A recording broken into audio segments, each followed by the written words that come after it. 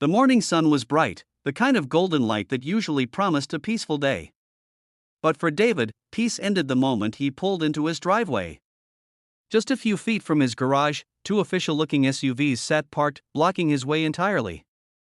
Their flashing hazard lights gave the scene a false air of authority. And standing next to them were three people in uniforms that looked suspiciously like police attire, but not quite. David's first thought was, what's going on? Did something happen on my property? He stepped out of his car, expecting answers. Instead, a stern woman with a clipboard and a badge that clearly wasn't government-issued barked out, "You can't park here. You owe the HOA $79 in unpaid fines." David blinked in disbelief. $79? For that, they were blocking his entire driveway with what looked like a staged police operation? His neighborhood had always been strict, but this was something else entirely. The neighbors peeked through curtains and cracked doors, whispering nervously. The officers wanted the scene to look intimidating, as though David were some kind of criminal. The HOA had been petty before: letters about grass being half an inch too tall, warnings for leaving his trash bin out an extra day, but pretending to be law enforcement? This was a new level of audacity. David calmly asked, "Are you with the local police department?" The woman's expression tightened. "We represent community enforcement," she said firmly, avoiding the question. Inside, David almost laughed. Community enforcement? They were bluffing, playing dress-up in uniforms to scare him. But what they didn't know, the part that made David almost want to smile, was that they had chosen the absolute worst person to intimidate. Because David wasn't just any homeowner. He wasn't just a neighbor they could push around. He was the actual chief of police of the city. And if the HOA wanted a fight, they had just picked the wrong battlefield. As the neighbors' whispers grew louder, David stood silently, letting the tension hang. He knew one thing: this was only the beginning of a showdown they would never forget. The woman with the clipboard stepped closer, her boots crunching against the gravel. "We've warned you 3 times about this overdue fine. Until it's settled, your driveway is restricted. That's the law of this community." David's jaw tightened. Law of this community?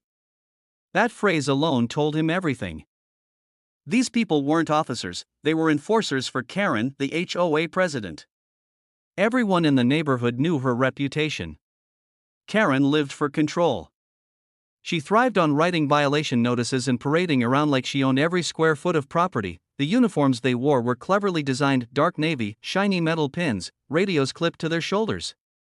To an untrained eye, it could pass for authority. But David's trained eye saw the flaws instantly: no real department insignia, no state patches, no serial numbers on the badges. Just generic props meant to scare. "Sir," another man spoke, his voice deep and trying to sound commanding. "If you don't comply, we'll have to escalate this." David tilted his head, curious. Escalate? And what exactly does that mean? The man hesitated, glancing at the woman, who quickly interjected. "It means towing your car, locking your driveway, and reporting you as non-compliant." Neighbors gasped from their porches, murmuring. Some even pulled out phones to record. The HOA cops didn't realize they were building a scene they couldn't control. Inside, David was calm. Years on the force had trained him to handle tense standoffs. But his heart clenched, not with fear, but with disappointment. This is what my neighbors live under. Fear of fake uniforms and empty threats. He decided to play along. "All right," David said, his tone even. "Let's say I refuse. What happens then?" The woman's smirk widened. "Then you'll regret it." David looked at the blocked driveway, at the fake badges glinting in the sun, and finally at the curious eyes of the entire street watching. His mind was already working out the next steps. If the HOA wanted to play police, David was about to show them what real police work looked like. The standoff stretched into silence. The fake officers shifted uneasily under the weight of the neighborhood's gaze. David's presence wasn't like any other homeowner they'd cornered. He didn't flinch, didn't yell, didn't scramble to comply. Instead, he stood tall, his calmness unsettling them more than anger ever could. "Let me make a call," David said suddenly, pulling out his phone. The clipboard woman stiffened. "No need for that, sir. This is a simple HOA matter. But David was already dialing. His fingers moved quickly, muscle memory from years of urgent calls. The speaker crackled as a familiar voice answered, "Chief? Everything all right?" The fake officers froze. Their carefully rehearsed act began to crumble. David gave no names, no details, just one line that echoed across the driveway: "Send a unit to my house. We've got impersonators here." The reaction was immediate. The man with the deep voice stuttered, "Wait, impersonators? No, we're authorized by the board," but his words fell apart as panic flashed across his face. The clipboard woman tried to recover. "This isn't necessary, sir, we can settle this quietly." But it was too late.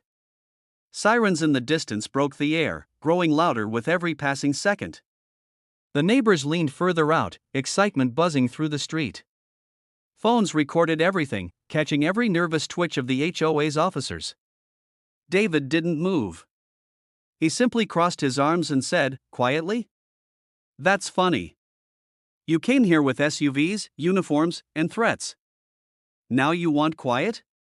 His voice was calm, but his eyes carried the authority of someone who knew exactly where this was headed. The clipboard woman's bravado cracked. She whispered to her team, "We need to leave." But the sound of squad cars pulling up blocked their escape. Blue and red lights painted the neighborhood. And the real officers stepped out. The balance of power had just shifted. And the HOA was about to learn that intimidation had no place on David's driveway. The real police officers stepped forward, hands resting on their belts. "Chief," one of them greeted with respect, nodding toward David. That single word, "chief," sent shockwaves through the crowd. The neighbors gasped, the fake HOA enforcers stiffened, and Karen, who had finally appeared at the end of the street, froze in her tracks. The clipboard woman tried desperately to recover. "Officer, this is just a misunderstanding. We're community enforcers acting under HOA authority. Nothing illegal here." But David's voice cut through the charade. "Impersonating law enforcement is a felony. Blocking private property without legal cause is trespassing. And intimidating residents? That's harassment." The neighborhood erupted in murmurs, neighbors recording every second. The HOA enforcers suddenly looked smaller, their uniforms like cheap costumes under the harsh morning sun. Karen stormed forward, her voice shrill. "This is blown out of proportion. We were just trying to collect a fine. $79 is owed to the association." David turned his gaze on her, steady and unshaken. $79 doesn't justify false badges, fake police tactics, or blocking a homeowner's driveway. You crossed the line. The officers moved in, questioning the imposters, taking down details, even inspecting the badges. One officer shook his head. "These aren't official. Not even close." The tension cracked like thunder. The neighbors, once afraid, now stood taller, emboldened. Phones stayed raised, catching every word, every expression. David knew what this moment meant. The HOA's reign of intimidation was finally being exposed for what it really was, a house of cards built on fear. Karen sputtered, her voice desperate now. "You can't do this. I'm the HOA president." But David only replied with a calm firmness that silenced her, "And I'm the chief of police. And in this neighborhood, the law, not your HOA games, decides what happens next." The air buzzed with the electricity of change. But David also knew the battle wasn't over. The HOA wouldn't back down so easily. And what came next would test not just his authority, but his resolve. The driveway had become a stage, and every neighbor was the audience. The fake officers shuffled nervously under the weight of flashing blue lights, while Karen, the self-proclaimed queen of the HOA, refused to let her control slip away. She stood tall, clutching her clipboard as though it were a shield. "This is outrageous," Karen shouted, her voice trembling with anger and fear. "Chief or not, you can't embarrass my board like this in front of the community. These officers were only doing what I instructed them to do." Her words hung heavy in the air. She had admitted it. The neighbors' gasps rose like a wave, and phones caught every second. Even the real officers paused, glancing toward David for direction. David took a slow step forward. His presence alone seemed to quiet the chaos. Karen, he said evenly, you didn't just instruct them. You gave them uniforms. You armed them with fake authority. And you sent them to my home to make a scene over $79. Karen tried to interrupt, but David's voice grew sharper, firmer. You abused your power. You turned an HOA fine into a criminal spectacle. Do you realize what that means? Her face paled, but she pressed on, still clinging to control. I'm not afraid of you. You might have your badge, but I have the neighborhood's bylaws. And those rules give me authority here. The real officers exchanged looks, half in disbelief, half in amusement. David shook his head slowly. Authority doesn't come from bylaws. It comes from the law. And right now, every step you take is digging you deeper. The neighbors began murmuring louder, no longer afraid to voice their thoughts. She's gone too far. I knew something was off with those uniforms. Finally, someone standing up to her. Karen's eyes darted nervously to the crowd. The power she had relied on, fear, intimidation, silence, was slipping like sand through her fingers. David knew this wasn't the end. Karen wasn't just stubborn, she was desperate. And desperate people always made one last mistake. The sound of a printer echoed faintly from a neighbor's open window. Someone had pulled up the HOA's online handbook. Look! A man shouted, holding up the papers. There's nothing here about uniforms or blocking driveways. She made it all up. The crowd erupted, their anger no longer quiet but united. For years, Karen had relied on fear and paperwork to keep them divided. But now, exposed under the watchful eyes of the chief of police and the real law, the spell was broken. Karen's voice cracked as she shouted back, "Don't listen to him. The HOA protects property values. Without me, this community falls apart." But even her own board members, standing awkwardly on the sidelines, looked away in shame. One of them muttered, "She never asked us about this." David stepped closer, his voice carrying the calm authority that silenced the crowd. Karen, the truth is out. Your neighbors don't need you to control them with fear. They need fairness, respect, and peace, things you've denied them for years. The clipboard woman, the fake officer, finally broke down. She removed her phony badge, her voice shaking. We didn't want to do this. Karen promised us we wouldn't get in trouble. She said it was legal. The crowd gasped again. Now the full picture was clear.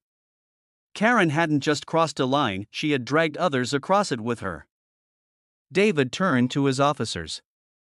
Document everything. We'll take statements. And make sure this footage is preserved. Karen's face crumpled, her shrill tone replaced with panic.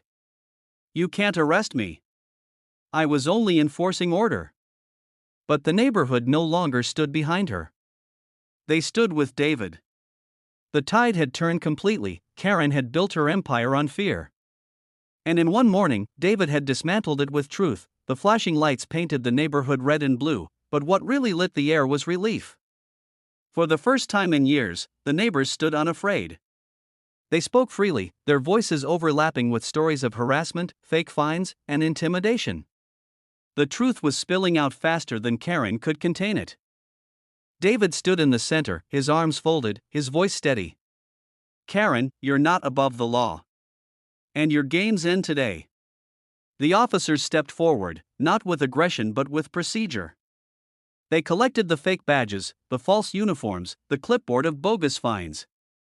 Every piece was evidence. Karen's hands trembled as she realized there was no way out. The neighbors, once silenced, now applauded. Not because of revenge, but because justice had finally arrived on their doorstep. One woman whispered tearfully, "We're free from her." Karen was escorted away, still muttering about her authority, but her words no longer held any weight. The board members resigned quietly, one by one, unable to face the crowd. And the fake enforcers? They hung their heads, realizing they had been pawns in a losing game. David addressed the neighborhood, his voice carrying with calm certainty. This community doesn't need intimidation. It needs trust. If you want order, it should come from respect, not fear. The crowd nodded, some even clapping, others crying tears of relief. The fear that had gripped their lives was gone. As David finally pulled into his driveway, now clear and unblocked, he felt the quiet satisfaction of a battle fought not with anger, but with truth. And the neighborhood would never be the same again, and that was the final twist in this unbelievable HOA story. If you love the drama, don't forget to like, subscribe, and drop a comment sharing your thoughts. It really helps this channel grow.